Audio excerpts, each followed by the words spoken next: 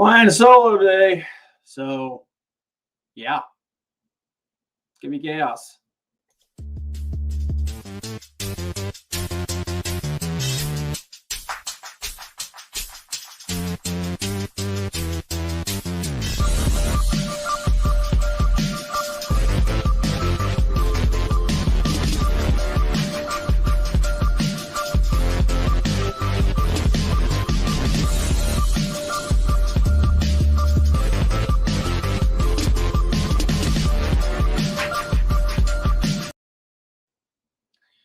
Welcome to the Wrestling Council.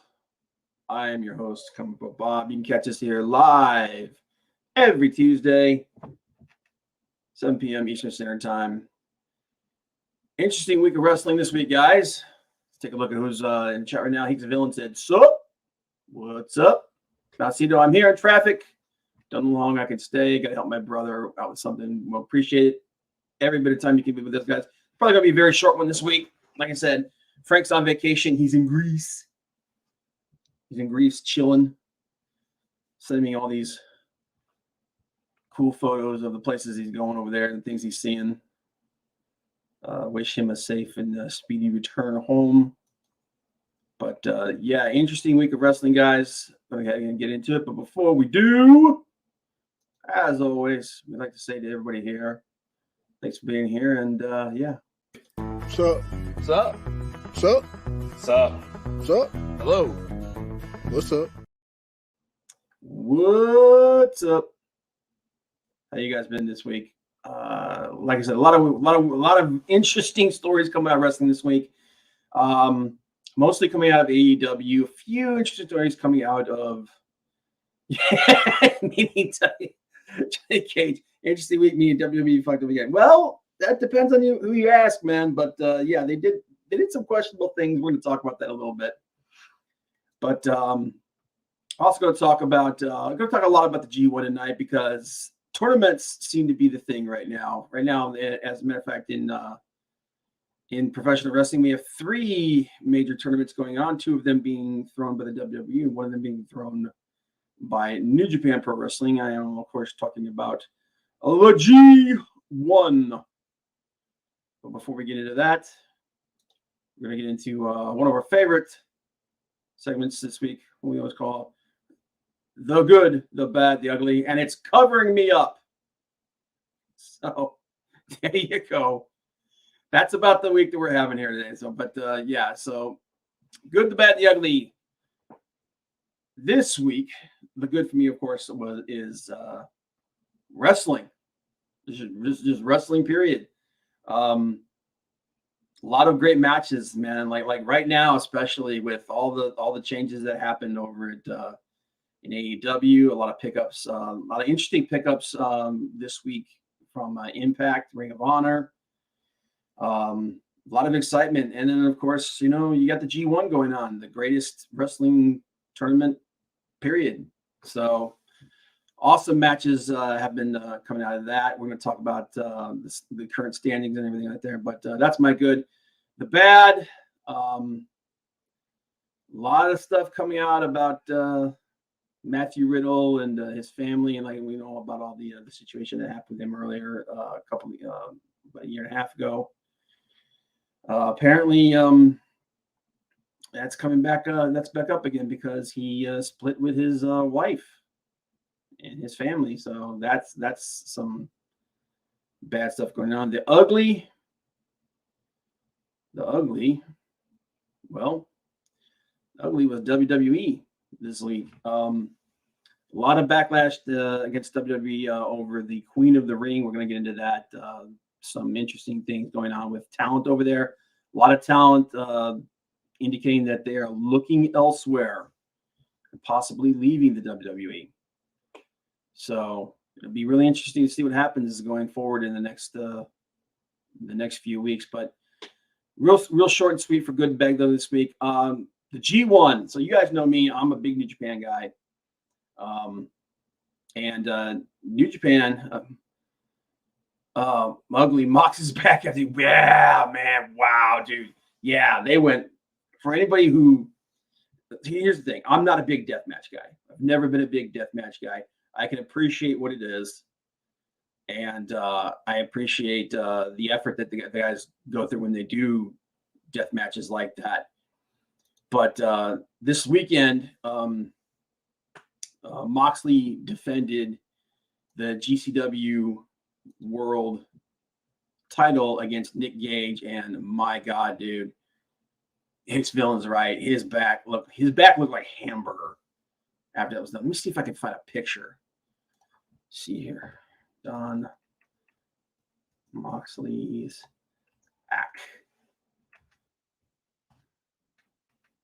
John Moxley's back after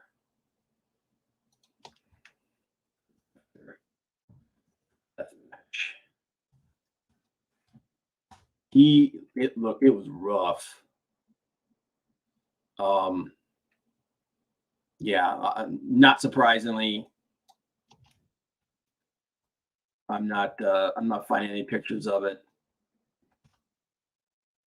But suffice to say, it was a true death match.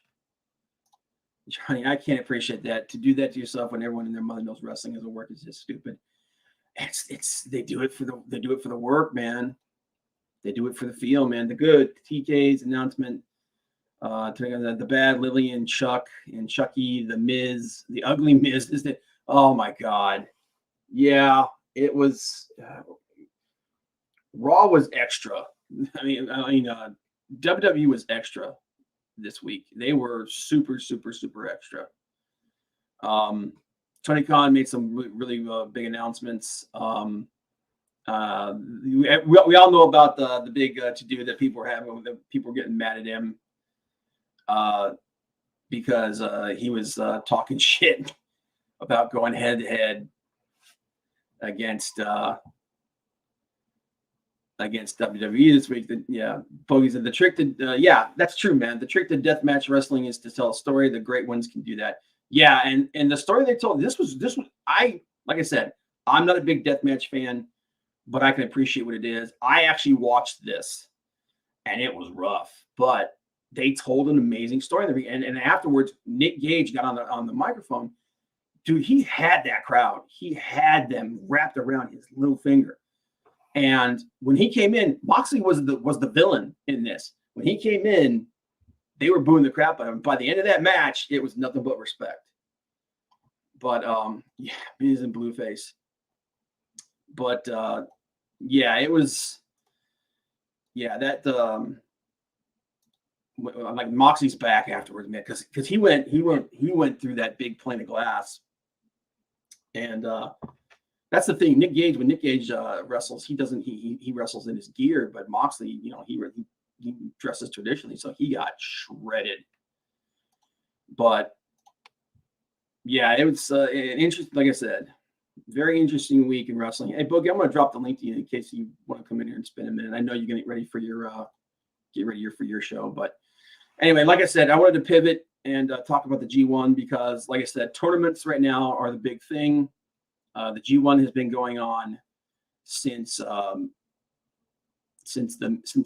middle of September, but currently as it stands, and as usual, a lot of the biggest, and this happens every year, the brackets get announced, which is something that we're going to talk about. The brackets get announced about 2 weeks ahead of time, 2-3 weeks ahead of time. And everyone always talks about how A block has stacked a bit more talent than B block, yada, yada, yada. This is going to be the worst G1 ever. And then some of the best matches, like at least 4 or 5 of the best matches in the entire year come out of the G1, because the G1 is hands down the premier wrestling tournament in the business today. Leg Kick just came in and said, "Hail, what's up, Leg Kick? Appreciate the stepping in, man." But as you know, like I said, the G1's been going on for a couple of weeks now, for about 2.5 weeks now. It finishes up, I believe, on the 21st. Yeah. But as it stands right now in A block, the leaders, A block, you have Kota Ibushi with 12 points, 6 wins, 2 losses. Shingo Takagi, the current IWGP World Heavyweight Champion, at 10 points with 5 wins, 2 losses. Kenta at 10 points with 5 wins, 2 losses. Zack Sabre Jr., 10 wins, 10 points with 5 wins, 2 losses. Zach is my favorite to win this year. His tournament has been amazing, and his matches have been fantastic. Surprise for me, Tomohiro Ishii at 8 points, 4 wins and 3 losses. So those are the top leaders in the A block. The B block, you've got Jeff Cobb, who is undefeated. This G1, Jeff Cobb has been amazing, and they've really started pushing him hard, which is well deserved because Jeff Cobb is an amazing wrestler. Kazuchika Okada at 14 points. He is also undefeated at 7 wins, 0 losses. Evil, I do not understand. This is the thing I don't understand. I don't understand this incessant need for them to push Evil. Evil, it was a cool gimmick. It was interesting for a moment, but now I don't understand why he's being pushed as one of the biggest guys over there. There's guys that are way more talented than he is, and I just don't get it. I just don't get it. But he is basically in third place with 12 points, 6 wins and 1 loss. And then Hiroshi Tanahashi only at 6 points. He's got 3 wins and 4 losses. So those are the top guys there. B block definitely being headed by Cobb and Okada. They've been having a feud all year long. So I expect to see them. I expect to see it come down to those 2 guys for B block. But that's the standings. Tomorrow, tonight actually at about 4:30 a.m. Tomorrow, G1 continues. So if you haven't watched, that's exactly it. Evil was great for the pandemic. He was great for the pandemic. He has really interesting character. There was a lot of drama there, but it's over. It's gone. And for some reason, they are still pushing him as one of the top guys, and he just isn't there. It's kind of like the way we used to talk about Moose. Moose was a total package, except when he stepped in the ring. Once he stepped in the ring, he was mediocre. He was suspect. Now Moose has since improved dramatically since with that, but Evil's the same thing. He's great presentation, great look, just is not a top guy in the ring. So but that's the G1 caught up. Some of the best matches out so far. Hiroshi Tanahashi versus Jeff Cobb was amazing. And I believe that was yesterday, actually. So Tanahashi versus Cobb. Like I said, I honestly think this is going to come down to Cobb and Zack Sabre Jr. I think, and that's an interesting match right there. That's a really interesting match to see. But I think this G1 is going to come down to those 2 guys. It's going to come down to Cobb and Zack Sabre Jr., which will be interesting because it's 2 foreigners. Obviously, Ishii versus Zack Sabre Jr. was awesome. Ibushi versus Shingo was great. These are like the 4.5 to 5-star matches that have come out of the G1 so far.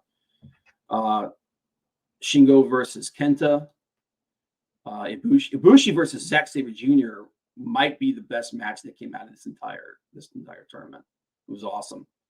Ishii versus Kenta. Ishii's one of those guys that just never puts on a bad match.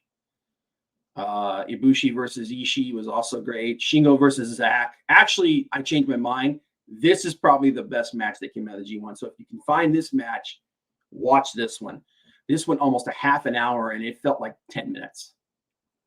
Tanahashi versus Okada was really good. That's that's a rivalry that will never end. Ishii versus Shingo was good. Naito versus Zack Sabre Jr. Unfortunately, Naito got injured, so he's out of the tournament for good.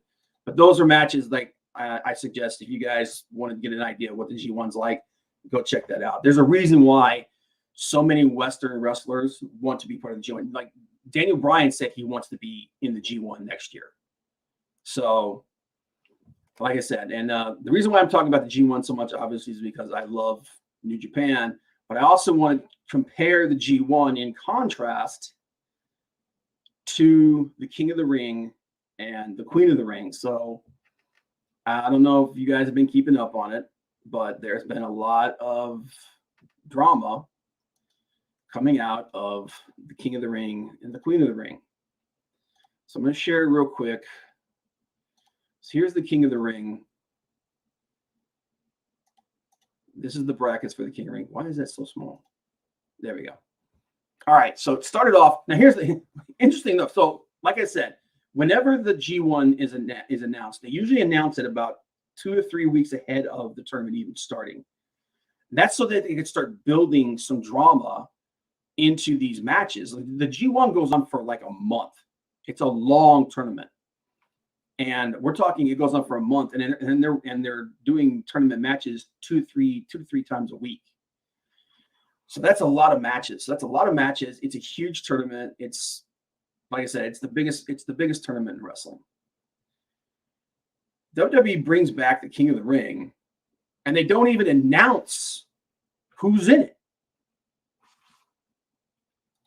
Leg Kick says AEW. I asked them after asking Josh Barnett if they would bring Barnett into Wrestling Junior Dos Santos. Okay.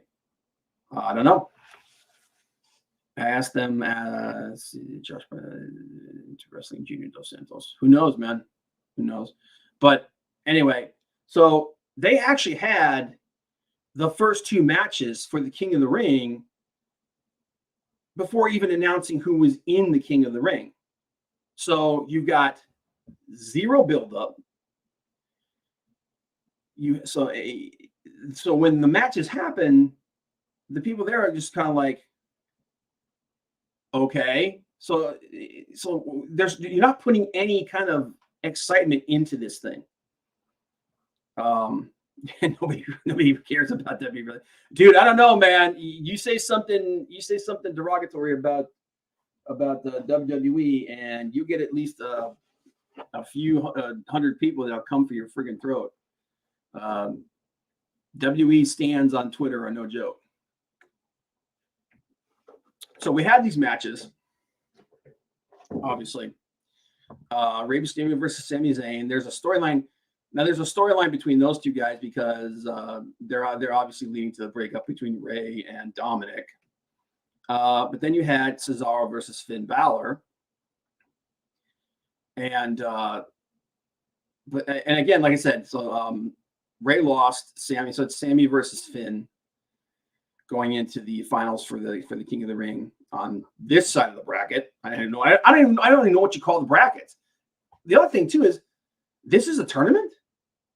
There's 8 guys. There's literally you're having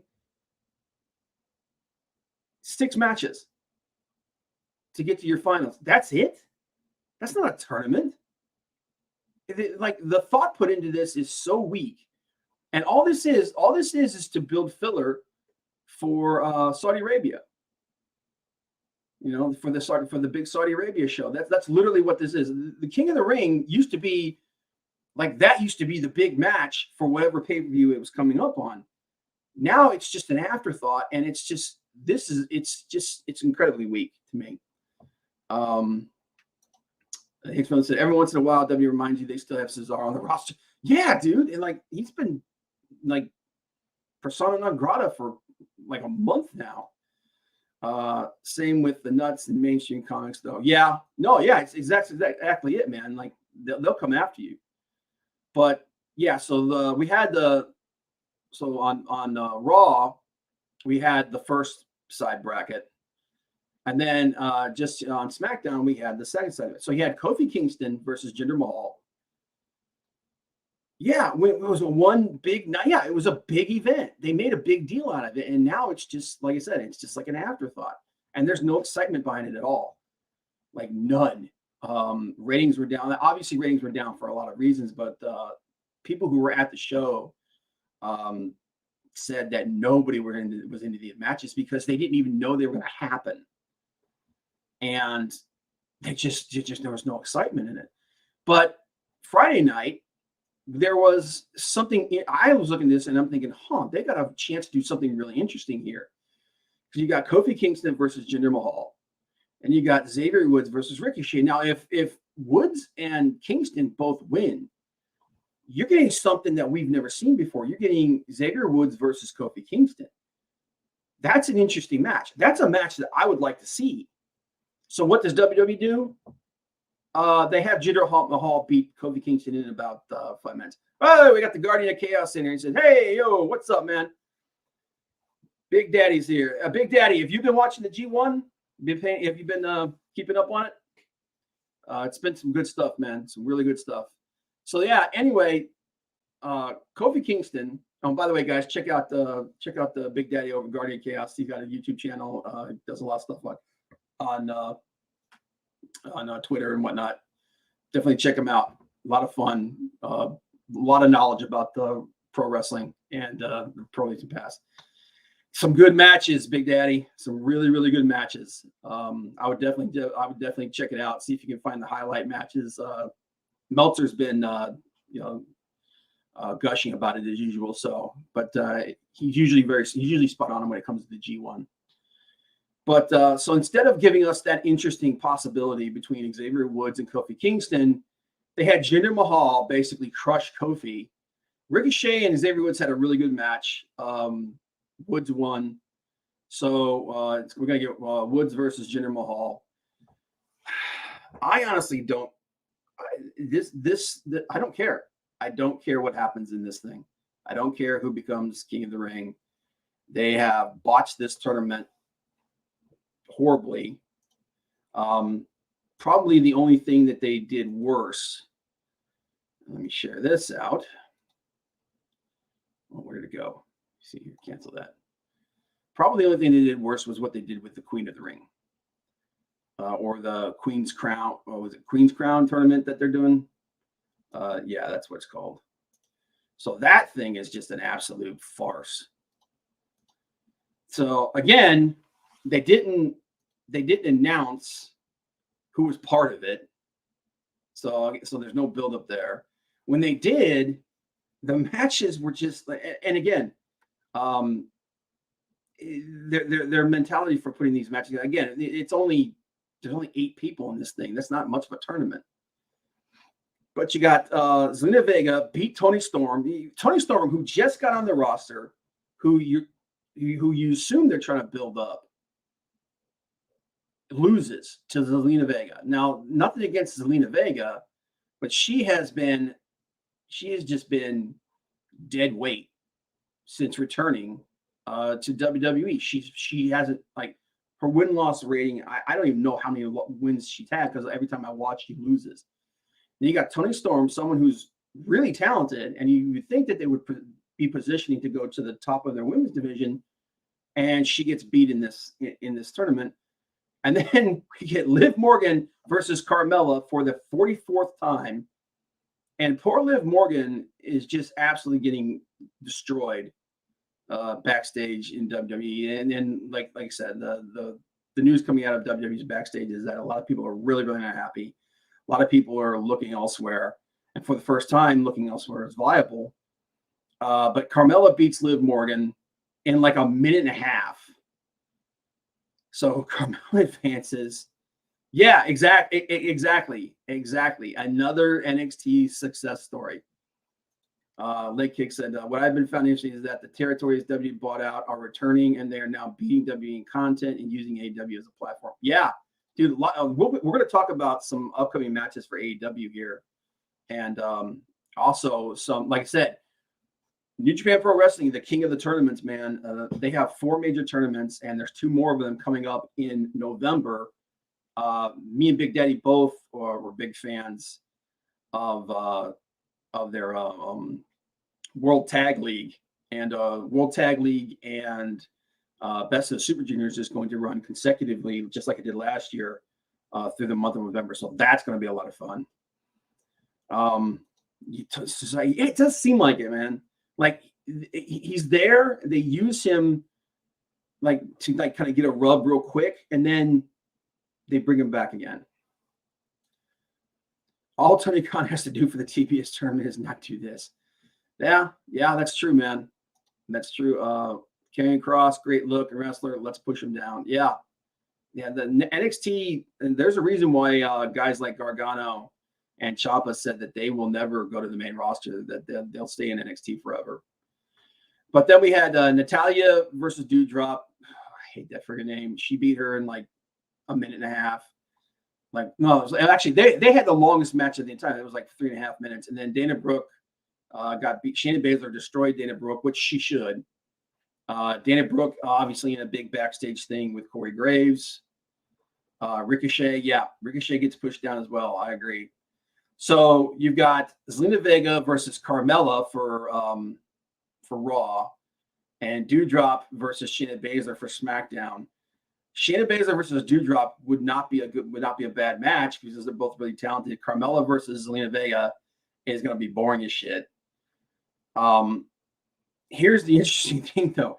You take this is how non-invested WWE is into this Queen Crowns match, which they're talking it up like it's the biggest thing in the world, that they're going to have this final match at the Crown Jewel in Saudi Arabia, because having a women's match there at all is pretty is crazy insane.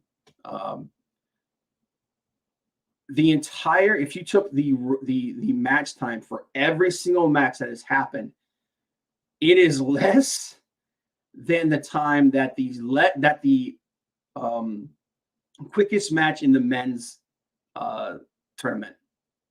So it's less than 9 minutes. Dixon said Natty was a little stiff that match. I wonder if she was pissed at the time this tournament is getting. Yeah, dude, the backstage, according to almost every report that I've seen, backstage morale is really, really bad. It's really bad. The women's division is in a shambles. Other than the top four or five, the women's division is just, especially in the mid card, the women's division is absolutely decimated. Has been absolutely decimated. And like I said, the shortest match in the men's division was longer than the entirety of the women's tournament to this point. The longest match was about 3.5 minutes, and that was Natalya and Doudrop. So that gives you an idea of what's going on with WWE. And like I said, when it comes to running a tournament, New Japan, infinitely better. They know what they're doing. 4 of their biggest shows are tournaments. You've got the G1 World Tag League, Best of Super Juniors, and the New Japan Cup.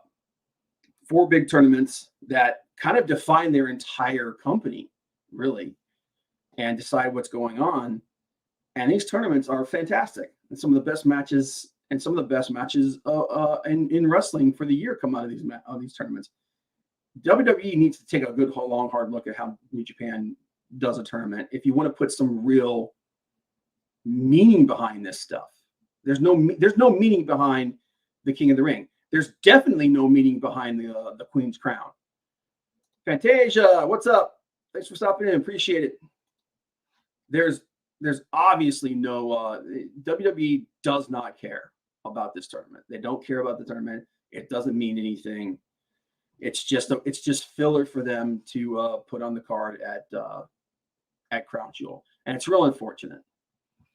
But that's enough about the WWE. Let's talk about some interesting stuff. AEW Dynamite, great card. Again, it's that thing of if you can't be last, be first. Dynamite this week opened up with the Elite versus Jurassic Express, Bryan Danielson and Christian Cage. Thought it was an awesome match. Not the best match not the best 8-man match that we've seen, or the mixed tag match like that, but really, really solid. They did a lot of storytelling in this match. A lot of storytelling. Especially at the end when they took out Bryan Danielson, and then chose to use Jungle Boy to get the pin. I think that's leading to some things going forward. Sammy Guevara versus Bobby Fish for the TNT Championship. I know a lot of people, myself included, felt like they shouldn't have taken the belt off of Miro, but like I said, AEW are dedicated to building new stars. They're 100% dedicated to building new stars. So, but this was a good match. It was cool to see Bobby Fish there. Also, it was really cool to see that he got a contract with AEW. Bobby Fish is a great wrestler. He's going to do really, really well over there. He did feel a little off in this match, though. I wouldn't say this was the best match that he could do, but overall it was good, really entertaining, and thought it was great. Darby versus Nick Comoroto was probably the weakest match in this whole thing. Honestly, I don't know what they're planning to do with these guys, but I think they needed to kind of go back to the drawing board with some of these guys from the Nightmare Factory and figure out what they want to do with them going forward. Because I think Nick Comoroto could be a great big man. I think he'd be a lot of fun. But again, thought this was probably the weak match of the night. It didn't help that most of it happened during commercial, which really, really sucked. I mean, they really got to get a handle on that because the matches are fantastic, but a big part of it happens during the picture-in-picture, and it just kind of kills it. One of the second best match of the night, Hikaru Shida versus Serena Deeb. This was awesome. I've been wondering where the hell Shida has been. I know that they kind of teasing a little bit of a heel turn for her. But it's just like she lost the belt and then she just disappeared. But she came back here, put on an amazing match. Serena Deeb is these are two of the best going at it in the business, in my personal opinion. Thought it was awesome. I love that Dean Malenko gave her the nickname, the Woman of 1,000 Holds. She and Serena Deeb had great chemistry. And the best thing about this match was they didn't rush it. This is how you do a women's match right. Yeah, I know she did it. She did a few matches on Dark, but then even there, she just kind of disappeared. And I was like, that's really weird because she's your longest reigning women's champion. She should have been, why isn't she been in more big matches? But then again, Tony Khan is kind of a slow burn guy, so maybe he's kind of trying to space these things out. But matches like this are what they need to really bolster their women's division. And this is the kind of match that you want to see. But then of course we had the Casino Ladder match. This was a lot of fun. These gimmick matches like these are usually they're kind of hit or miss. They're usually they're usually not great matches, but they have really great spots in them. I was actually very surprised, given the way Tony Khan was talking, and the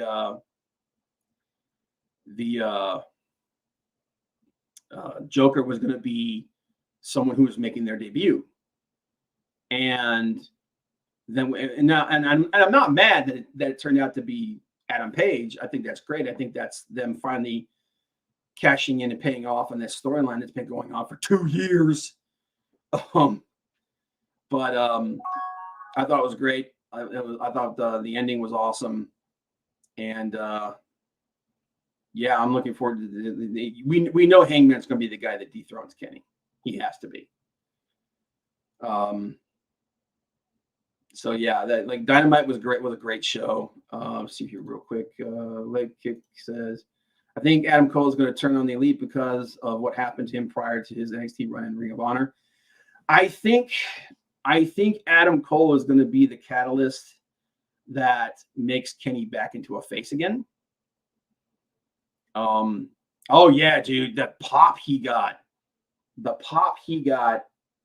when his music hit was bonkers, man. That crowd lost it. Like I said, I thought it was going to be. I thought it was going to be. I thought they were going to pull a swerve, and I thought it was going to be Jay White. I thought it could be Jay White. I thought it could be Wyndham Rotunda, aka Bray Wyatt. There's a lot of possibilities that I thought it could have been, but I'm not mad that it was Adam Page. Like I said, we've been wanting to see the payoff for that storyline for a long, long time. So yeah, I think Kenny's dropping the belt to him at Full Gear. And I also think that I don't think it's gonna, now this right here, I don't think this is going to happen quickly.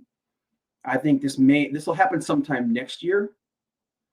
But I think this is the catalyst in which they will turn Kenny face again, or potentially the Bucks face again, or something like that. I don't know. But there's a good chance that could happen. But switch over. Let's jump over to Rampage. CM Punk versus Daniel Garcia. This was a decent match. I'm a little worried about the way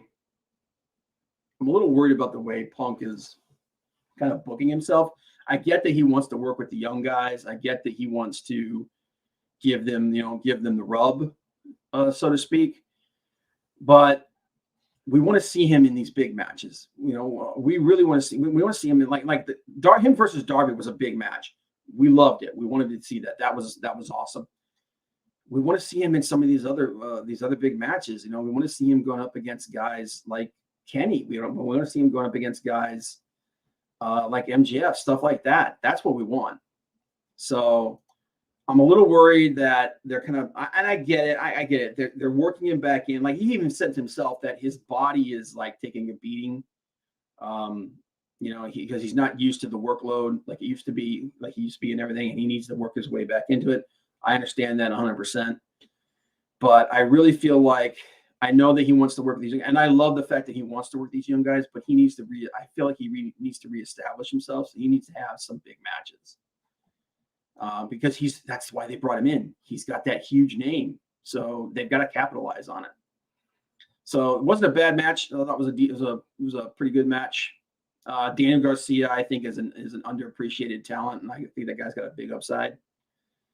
But that was great. Lucha Brothers versus the Acclaimed. This was the first match where I saw a clear disparagement between, I can't even get the words out, between the two teams. It's obvious the Lucha Brothers are infinitely more talented than the Acclaimed. I know the Acclaimed are really young. I know they'll get better. I just don't think they're just not on the Lucha Brothers level. They're just not. It wasn't a bad match. It was a fun match. But it was about what you would expect. And there were some missteps in there. What was really cool, I thought, was the Lucha Brothers bring in the AAA title belts with them. They've been the AAA tag team champions for a long time. And it's like, Kenny was bringing the belt out. Why weren't they? And it's like, dude, bring the belts out. Give the representation. That's how this open door thing works. So I didn't understand why they weren't wearing them, and now they're wearing them, and I think that's really cool. And I'm like, yes, do more of that, please. Prediction: Punk will go heel in 2022. It's possible. Punk as a heel I'll be the first person to say this, and I know that a lot of people disagree with me. I like Punk as a heel better than I like Punk as a face. I've always liked heel Punk better than face Punk. Like I said, when we see Jay White in AEW, he's already is showing an impact. Yeah, here's what's going to happen. Here's what I think is going to happen. I think because what's going on right now, everything kind of stems off of the travel restrictions to Japan with New Japan Pro Wrestling, because New Japan likes to have their wrestlers everywhere.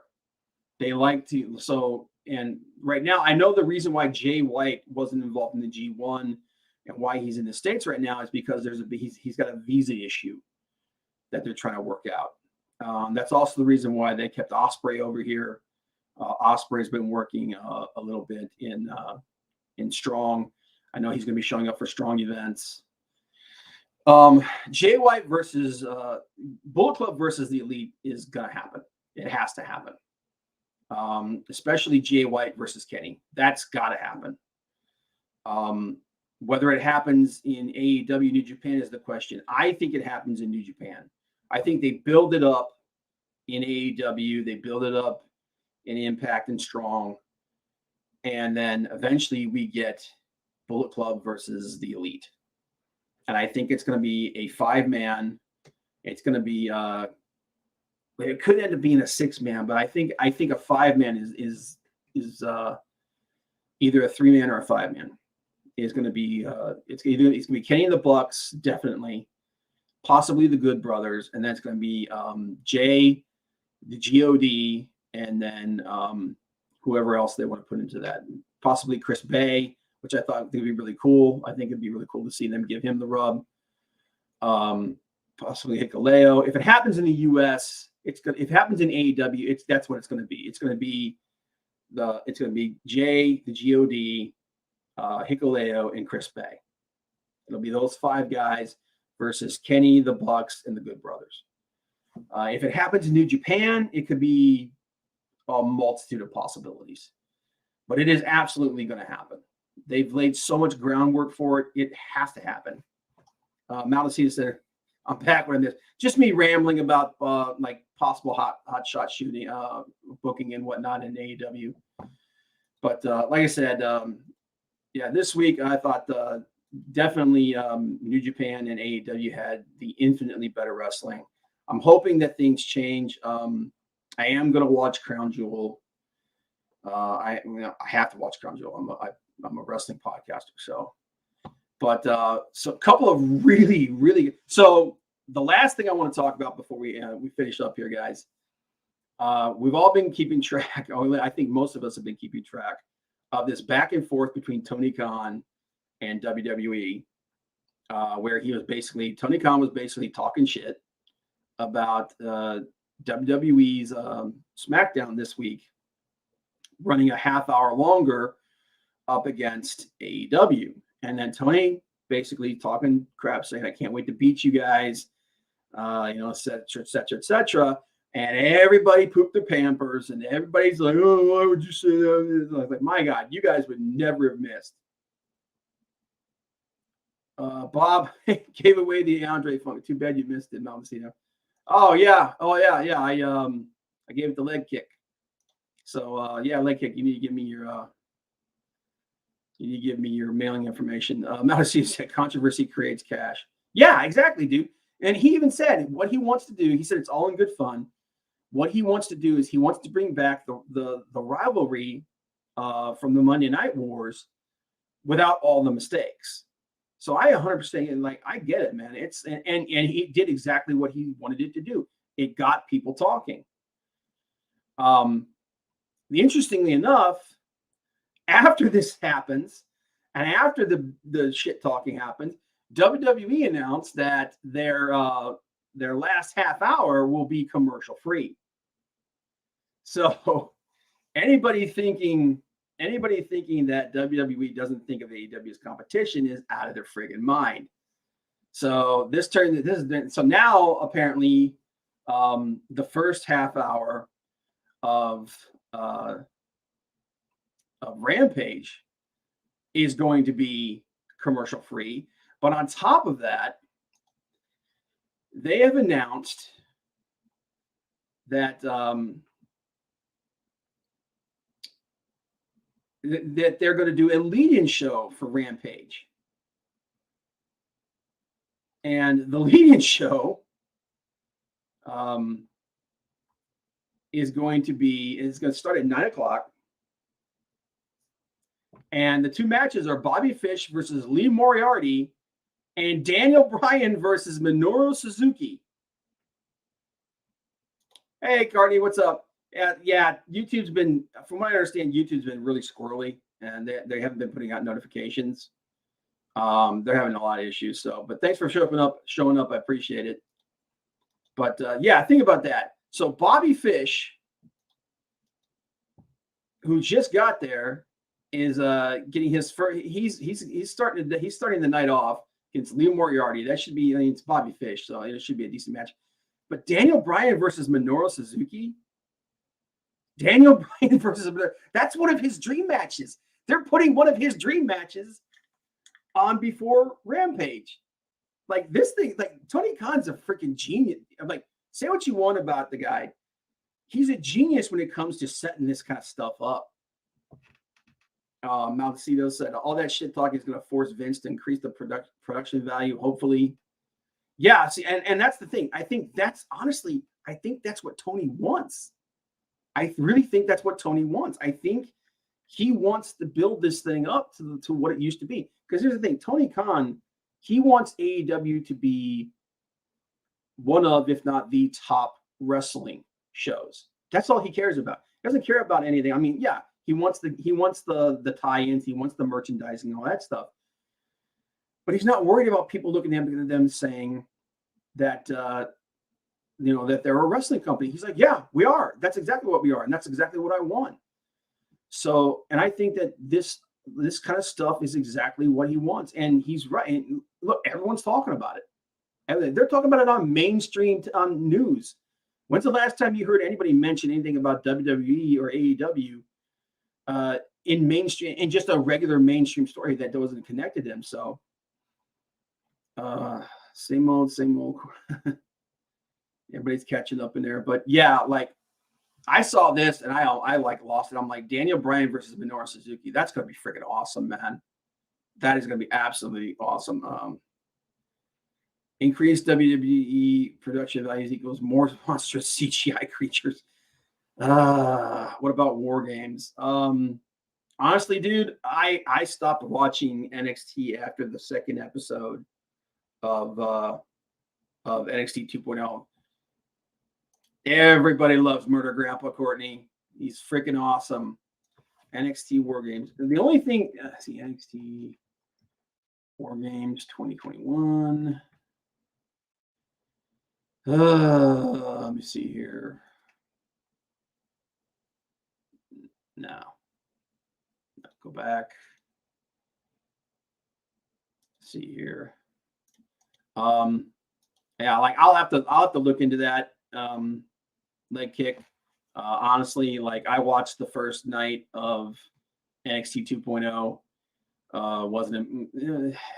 It was okay. The only guy that came out of that really smelling like a rose was Braun Breaker, and good God, that name is awful. But that guy, like if WWE doesn't screw themselves up, if they don't, that guy could be a star, man. Where's Boogie in Hollywood? Boogie is getting ready to do his show over on Talking Balls, and Frank is in Greece. Frank is on vacation. He's in Greece, and he'll be back. He will be back next week. I'm flying solo today, but yeah. So I'll have to, like I said, I'll have to look into NXT and War Games and see what's up with that. Like I said, I haven't been very impressed with what they did, and apparently neither has most of anybody else because the ratings have been pretty friggin' awful. But yeah, I think I'm gonna wrap it up there, guys. Like I said, it was gonna be a little bit of a short episode this week. As I said, I'm hoping that again, hoping against all hope that WWE figures it out and gets their head out of their ass. But this King of the Ring and the Queen's Crown tournament thing has just been dead in the water. It's been dead on arrival. And the G1's fantastic. I can't wait for World Tag League and Best of Super Juniors to start next month. AEW's killing it. The TBS women's tournament is going to be awesome because you know that they don't screw those things up. But yeah, WWE needs to take a good long-run look at themselves. Maldacito, last question, says, now who's the Lucha Brothers challengers this week? I don't know, man. Honestly, I'd like to see them take on some of these guys outside of AEW, man. That's the thing.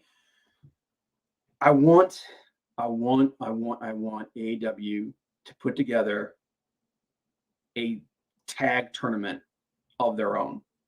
A tag team tournament invitational, the AEW tag team tournament invitational, and for the love of God, invite some of these teams from other companies. Dude, imagine this: Lucha Brothers versus the Briscoes. Lucha Brothers versus the Von Erichs. Bucks versus the Von Erichs. There's so much possibility, man. There's so much out there, and it would be amazing. Lawler Bellion, yeah, Lawler Bellion from NWA. That'd be awesome too. Corny said that title looks like shit. You know what it is? It's the letters. It's the letters. It's the weird TBS letters. If they had used different lettering, and that's the issue I have with the TNT title as well. I mean, just because you call it the TNT title doesn't mean you got to put the TNT logo. I know why they did it. It's a deal with the company. But yeah, it's like I'm gonna let it grow on me. I'm more interested in what they do with the belt than how it looks.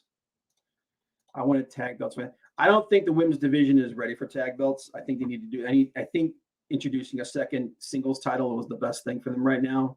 They still have some work to do on their women's division. They've definitely taken a major step up though. But and eventually, once the women's division is more solid, they'll have some kind of a tag thing going there. So, but I'd like to see Lawler Bellion for NWA. Yeah, that'd be good. Have you watched NWA or Memphis? I've watched NWA. I haven't watched Memphis. Versus Midnight Heat. There you go. Yeah, I'm a big tag team wrestling guy, so I'm all about tag team wrestling. But anyway, guys, like I said, I'm gonna wrap it up there. Thanks for everybody who stopped in. Maldacito, Leg Kick, Courtney, Boogie, Hicks Villain, Maldacito. Appreciate you guys. Fantasia. Definitely appreciate you guys coming in here. And yeah, next week, Frank will be back. Less rambling, a little more focused on what's going on. Guys, I know I harp on it, but I'm gonna say it again. You need to check out the G1. Look online, look at the top matches, go in there and watch them. It's some of the best wrestling you're ever going to see in your life. It's fantastic stuff. AEW is killing it. Don't pay too much attention to the rating stuff, guys. What's important is if the shows are successful and they're doing what they're supposed to do, and they're absolutely doing that. So take care, everybody. I'll see you guys next week. Peace.